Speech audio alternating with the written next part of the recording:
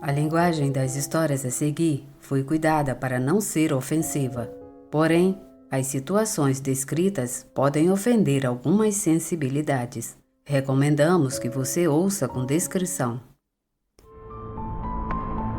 Sejam bem-vindos a Histórias Inexplicáveis. Aqui você encontra os melhores relatos. Comentem e se inscrevam no canal. Eu sou a Clara Paula. Vamos ao relato. Existem muitas maneiras de se referir às mulheres que desempenham o trabalho mais antigo do mundo. Porém, como você queira chamar, isso não as isenta dos perigos a que são expostas. Ladrões e todos os tipos de criminosos que as rodeiam. Mas também é verdade que há outras coisas ao caminhar pelas ruas à noite, que elas podem encontrar com muito mais facilidade do que nós. Coisas que às vezes não têm explicação. Espero que vocês estejam preparados para ouvir as duas histórias de hoje. Trabalhadoras da noite. Paranormal ou não, essa foi a coisa mais horrível que aconteceu comigo, como trabalhadora noturna. Não vou citar os locais exatos em que isso aconteceu, porque até hoje vivo com medo de que alguém relacionado a isso me encontre. Não foi estranho que naquela época de 1999 nos chamassem para encontros em grupo. Naquela noite, nos apresentamos em uma festa privada. Éramos 8 amigas que nomearei pelos apelidos de trabalho, sabendo que não são seus nomes verdadeiros. Sarábia, Ilia, Cindy, Zafiro, Quetzal, Paloma, Rubi e eu. O local ficava em um parque industrial muito famoso, então acreditávamos que atenderíamos pessoas muito importantes no mundo empresarial local, como muitas outras de nossas colegas haviam feito em diferentes ocasiões. E caminhávamos apenas entre armazéns e pátios. Seguindo o som da música que se ouvia ao fundo, chegamos a um armazém especialmente preparado para aquela festa. Lá dentro, o som do techno dos anos 90 inundava tudo, enquanto as luzes vermelhas davam àquele local uma atmosfera sensual e eufórica. Não era o tipo de serviço que esperávamos.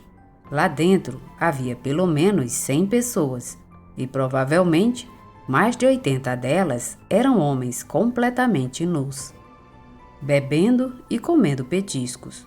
As poucas mulheres que estavam lá também estavam nuas, e só pelos seus corpos já podíamos intuir que eram mulheres mais velhas. Os rostos de absolutamente todos os assistentes e das pessoas presentes naquela festa tinham antifaces e máscaras que protegiam suas identidades. Aproveitem, essa foi a única indicação da mulher que nos recebeu, depois de nos pedir para tirarmos a roupa e que nos cobríramos com umas capas, sendo nós as únicas a usá-las.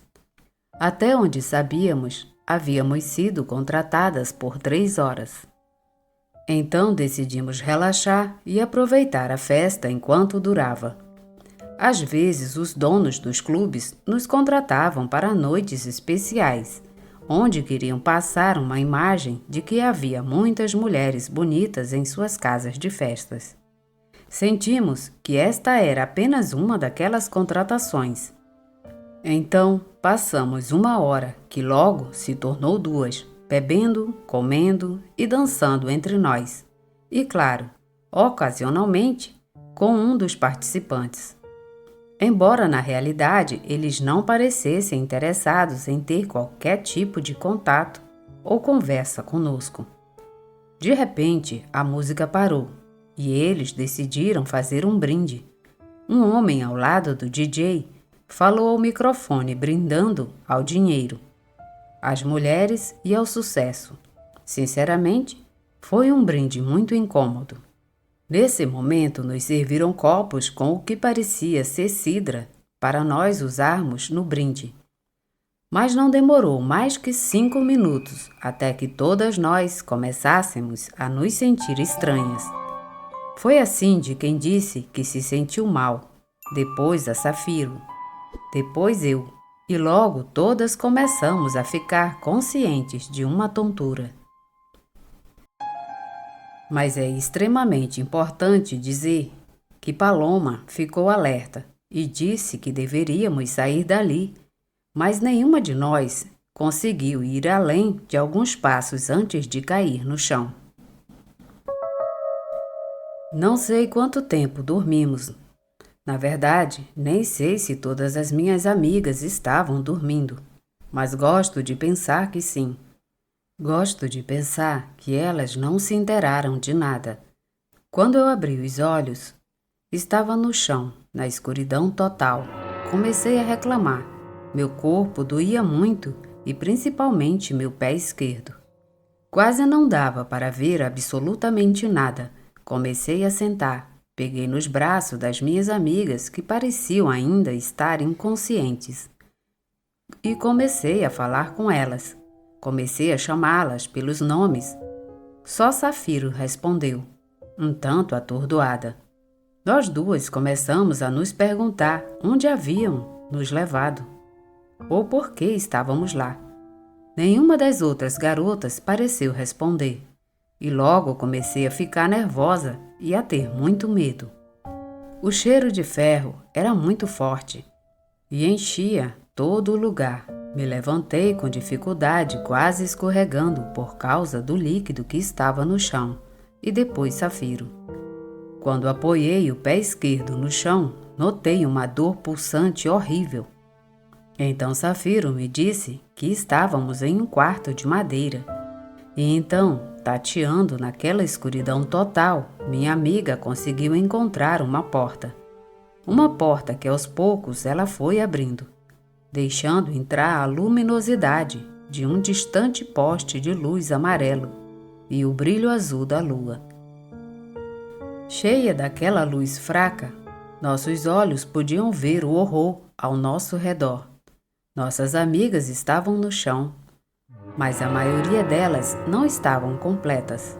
Havia braços e pernas separados, mãos e pés completamente separados de seus membros. E eu tinha sacudido uma das garotas ao meu lado, tentando acordá-la. E naquele momento, eu percebi que eu tinha balançado somente uma perna solta. Não sei a quem pertencia. Elas estavam todas lá, em partes, mas parecia haver mais. Parecia que não éramos as únicas. Safiro e eu queríamos gritar, mas ambas estávamos conscientes do perigo que corríamos. Abafamos nossos gritos e lágrimas. Quando saímos de lá com pressa, não tínhamos ideia de onde estávamos. Parecia uma área boscosa longe da cidade, e aquele quarto era uma cabana muito humilde, com todas as janelas de madeira. Foi nesse momento que nós duas percebemos que Safiro tinha um pedaço da orelha e um dedo cortados. E aquela dor aguda no meu pé esquerdo era porque havia sido cortado meus 2 dedos pequenos. Estávamos quase completamente cobertas de sangue das nossas companheiras. Não sabíamos o que fazer, mas sabíamos que não poderíamos ficar ali, independentemente da situação. Com dor, nós duas decidimos começar a caminhar. Não faríamos isso na estrada. Caminharíamos por dentro da floresta, paralelo a esse caminho, esperando não encontrar nenhuma daquelas pessoas que nos colocaram naquela situação. Mas aqui surge um dos grandes mistérios e horrores dessa história. Caminhamos talvez 1 quilômetro sem nunca ter esbarrado em ninguém. No entanto, a certa altura encontramos vários carros de luxos com vestígios de sangue por todo o lado, como se as pessoas dentro tivessem sido massacradas. Mas não havia um único corpo, nem uma única pista do que tinha acontecido. O que diabos estava acontecendo? E por que isso estava acontecendo conosco? Continuamos nossa caminhada entre as árvores, abrigadas apenas pela luz da lua, enquanto o frio dava a sensação de queimação que começava a deixar nossos corpos dormentes. Não falamos sobre isso naquele momento, mas muito tempo depois, Zafiro e eu comentamos sobre as sombras naquele segundo trecho da estrada. Nós duas vimos várias sombras, sombras do que pareciam ser mulheres, do outro lado da estrada, vigilantes. Gosto de pensar que eram as sombras daquelas mulheres mortas que cuidavam da nossa caminhada naquela noite perigosa. Finalmente, com muito esforço e quase desmaiando, chegamos a um posto de gasolina na estrada, onde felizmente uma mulher dirigia um caminhão. Ela estava tomando café e se ofereceu para nos ajudar, nos levando às pressas para o hospital. Ela estava quase tão chocada com a nossa imagem, assim como nós com o que vimos. Foi na cabine do caminhão dela que começamos a chorar. Choramos como provavelmente não fazíamos há muitos anos. Quando chegamos à clínica, devido ao nosso estado, eles relataram o incidente à polícia. E nós duas tivemos que dar depoimentos completos do ocorrido. Procuraram nosso coordenador para ligar para ele de alguma forma. Mas na casa dele só encontraram sangue, sinais de briga e nenhum vestígio dele. A realidade é que passaram-se semanas e nunca ninguém foi preso por este fato, argumentando que não havia provas de nada do que dissemos sobre as nossas amigas. Apenas Quetzal foi reportada pelos seus familiares, mas as outras, sendo estrangeiras, não tinham ninguém para reclamar o desaparecimento delas. Para nós isso foi horrível. Não conseguíamos ficar tranquilas. Não só pelo trauma do que havíamos vivido, mas também pela possibilidade de alguém nos encontrar, alguém das pessoas que estiveram naquela festa que nos fizeram mal.